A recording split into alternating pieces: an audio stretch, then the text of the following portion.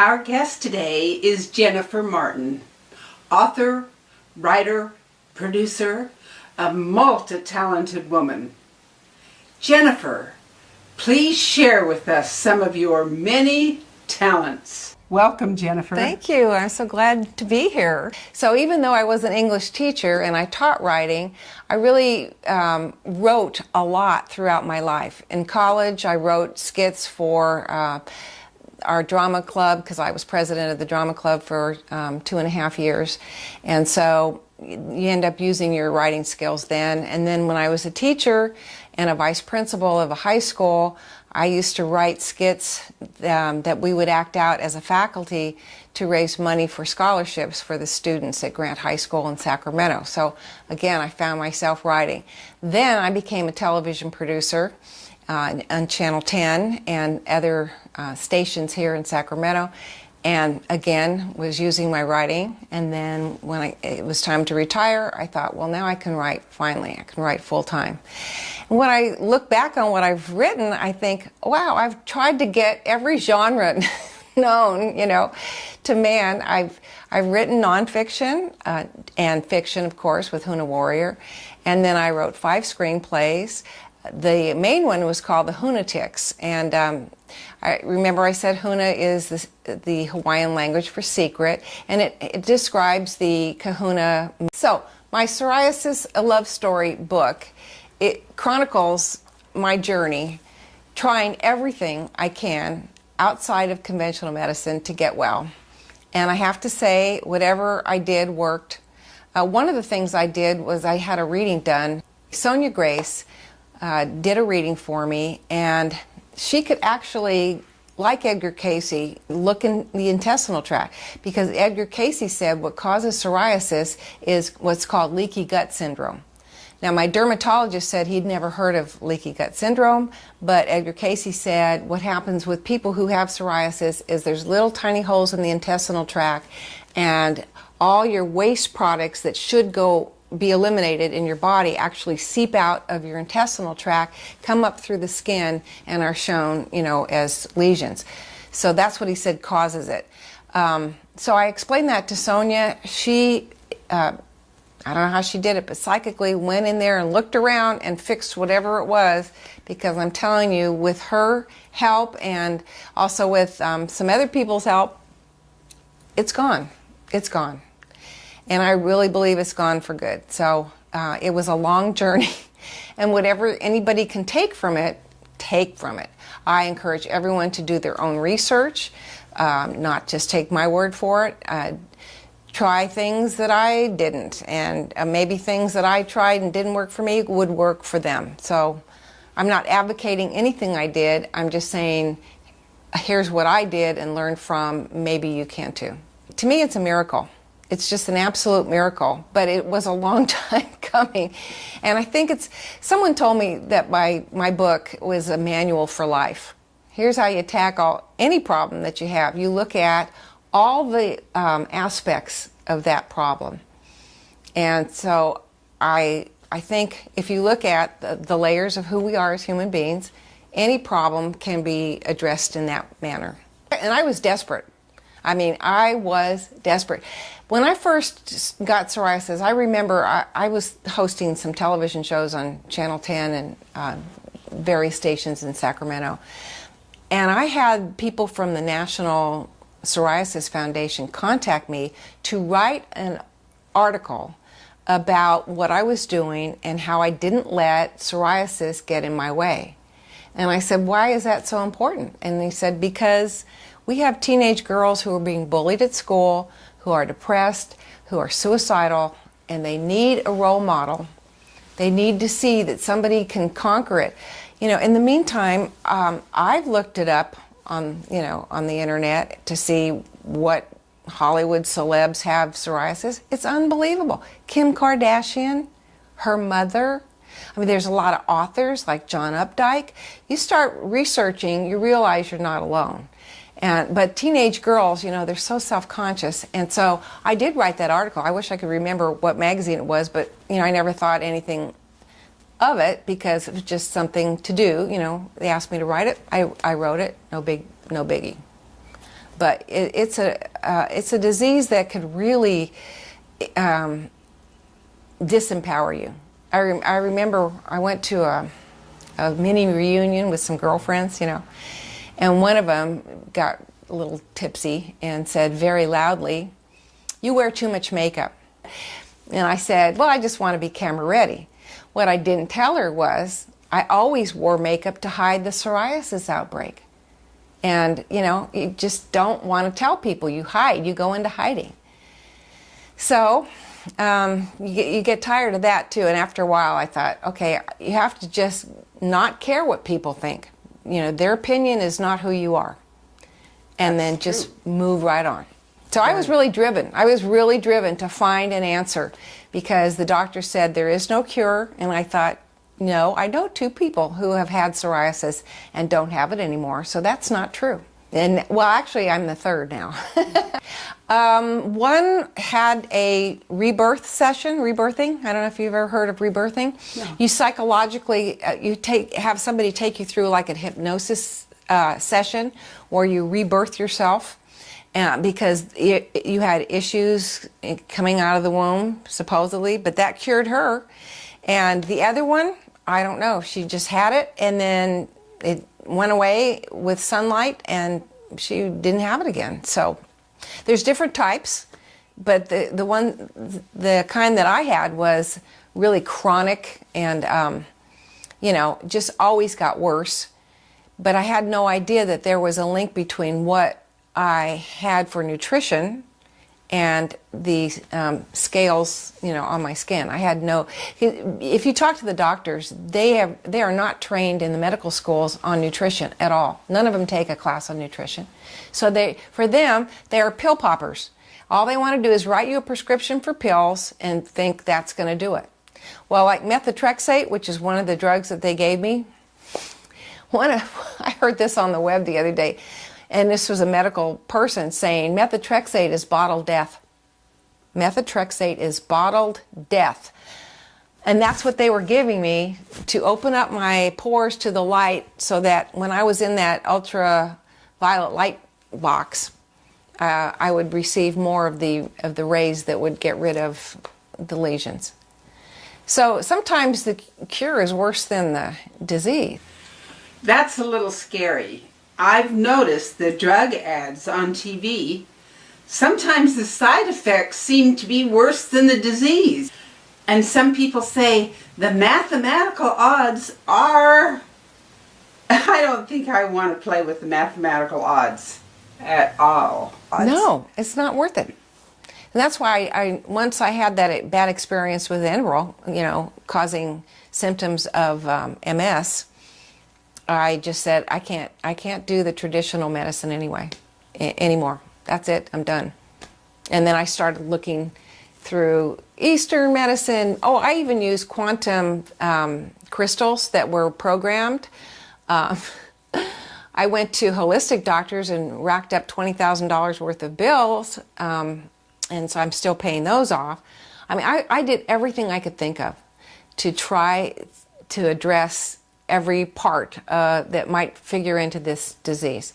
I had past life regressions done where I learned that I used to be a Roman centurion and lit people on fire for fun. And I'm thinking, oh my God, maybe that energy from that memory, because your body stores your memories, maybe that's got a distortion in my aura and causing some of this. But once it comes to your attention and you realize, oh my gosh, I'm so sorry, that's awful, it goes away. I learned how to do the Ho'oponopono ceremony, which is the Hawaiian forgiveness ceremony, where you can actually grab the energy that exists between you and another person. Let's say it's somebody that is not beneficial to, your well-being. You just cut the cord. I learned to do that with all my past memories, with anybody I may have offended. So I was getting clear energetically of anything that was harmful, because that again drags down your health. I'm telling you, I tried everything, and I made it. It worked.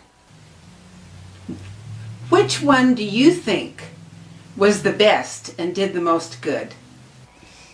It's hard to say. It's a combination of the juicing, and I want to say Sonia Grace, her healing absolutely made a difference. There's a guy named Stuart Swerdlow who told me about my past lives as, you know, Roman centurion and other things. He said that one time I was in the Roman Catholic Army, and I would actually go into homes of the heretics and pull the children out and place them in other homes. That's why I was adopted in this lifetime, he said, because I had to know what it was like to be ripped out of of my own home and placed in another home. And so, again, that energetically, just from learning about that, I could let that go and clear up any karma or anything that I had in the past. And I think that made all the difference. Energetically, I feel great. Physically, I feel great. Emotionally, mentally. There's not one day that I don't read something, see a video, hear a radio show, watch a TV show. I mean, I'm constantly learning. And I think that's part of it, too. Don't you think that being open-minded on all levels is what has caused you to be such a profound and magnificent writer? I think so. I think being open-minded leads you to be unafraid, to try this path or that path or see from another point of view.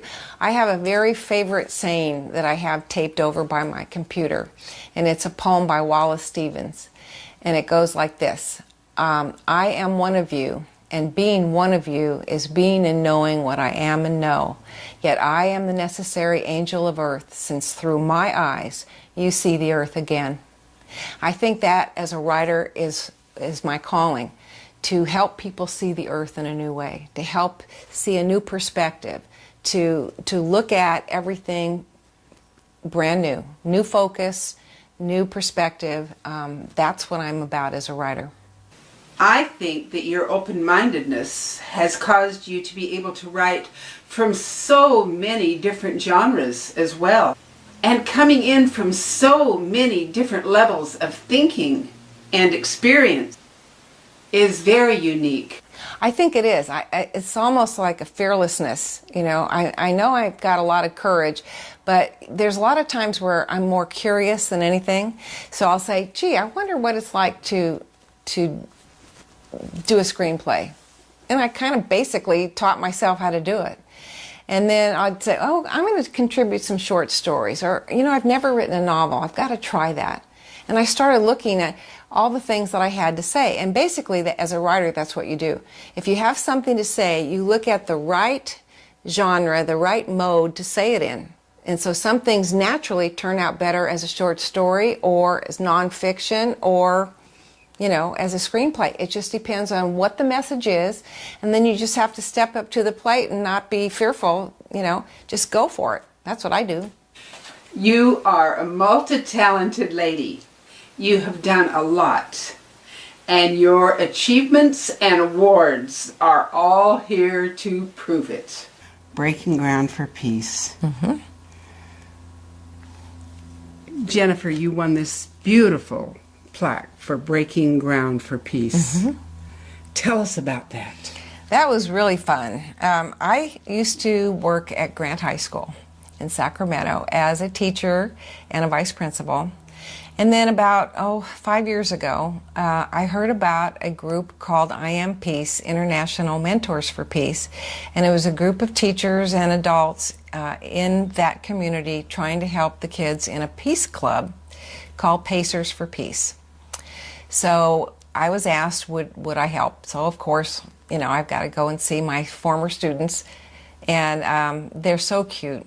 What happened was a teacher named Wayne Hironaka took 5 of the students to Japan, and they looked at the war memorial over there, and they were so moved because they listened to the survivors of Hiroshima, and they immediately came home to the school board and petitioned them, you know, to they said, give us the land right across the street from our school. We want to build a peace park. Well, how many teenagers do you know want to build a peace park? You know, I don't know too many, so I decided I've got to help them. So I thought, well, most people don't know that they've been raising money for 2 years trying to get this Peace Park going. So I thought, I will do a video. And so I learned about a category called Cine Visionary, and that was with Sacramento Film Festival 2012.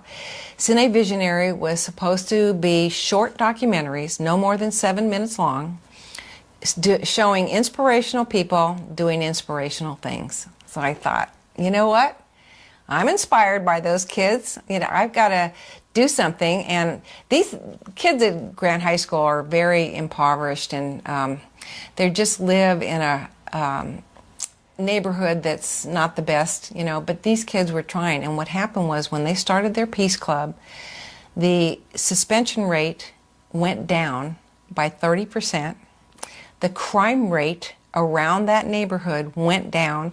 Unbelievable, because they were sending out the vibrations of peace. And so I was all for them. So I got my camera crew together and I did Breaking Ground for Peace. You can see it on YouTube. And it shows Wayne, the teacher who took them to Japan, and how they were organized and getting money for the Peace Park. It shows the land where they plan to build it. And it's they're still raising money for it as I speak, but I know that they're going to do it. They're just, you know, they just needed a little publicity. So that's what I did with this. That's beautiful. Hold it up so the camera can really see it. Okay. Yeah. Oh boy, this is beautiful. Oh, yeah. The kids loved the fact that we won an award for this movie, but mainly that they had a vehicle to show people, you know, what they were up to, get more support. They're very proud of the whole idea of getting a Peace Park. They've actually done all the drawings for it. They want to put in an inner, it's a little water splash fountain. They've got ideas for peace plaques and sayings, you know, by various people like Gandhi, and like a little nature walk, and then you stop and see this plaque. So they've got the whole schematic done for the park. They're still raising money, but I just feel that they're gonna make it. As a writer, I would hope that I would get some readers out there who would connect with anything that I've said today. They might be interested in HUNA. They might be interested in getting well with any medical problem they might have, or just want to see, you know, what's Jennifer Martin like and what do I think. I put it all down on pages. So I try to share as much as I can about myself and my life and how I see things, and hopefully create a bridge between my mind and the readers. And that's all I can aim for. Jennifer, thank you so much for sharing everything that you've shared with us, for your beautiful open-minded thinking. I love it, because if two people are exactly alike, one's unnecessary. It's by our diversity that we cross bridges and create context and open up something bigger and better than all of us. So thank you so much for sharing all of this beautiful interview with me and with our audience. Thank you. It's been my pleasure. You're very welcome.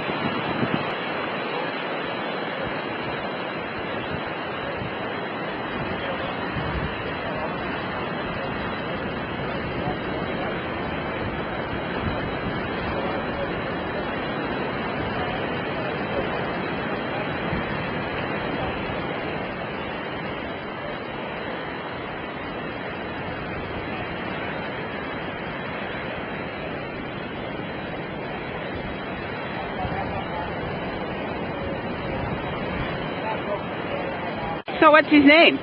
His name is Moose. Moose? Yep.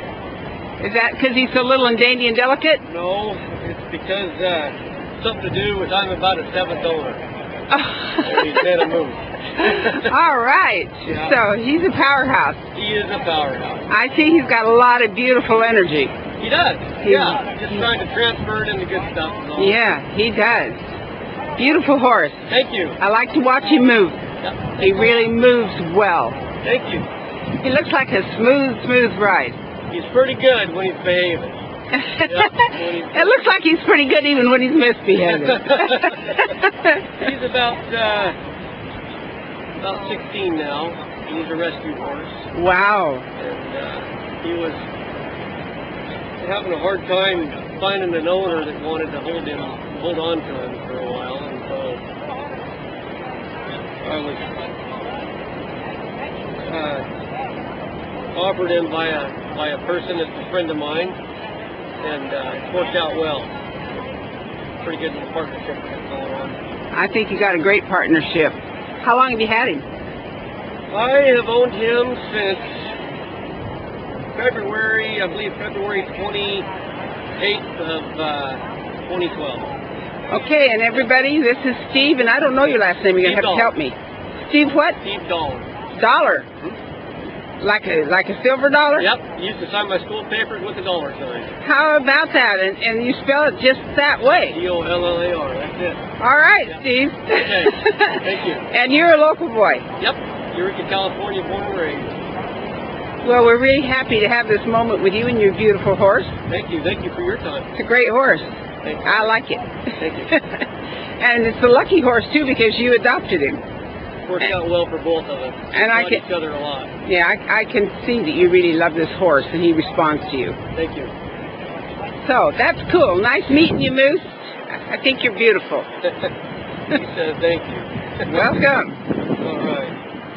There you go. Okay, Rebecca. Thanks a All lot. right, see you down the trail. Okay. Okay. Hasta luego.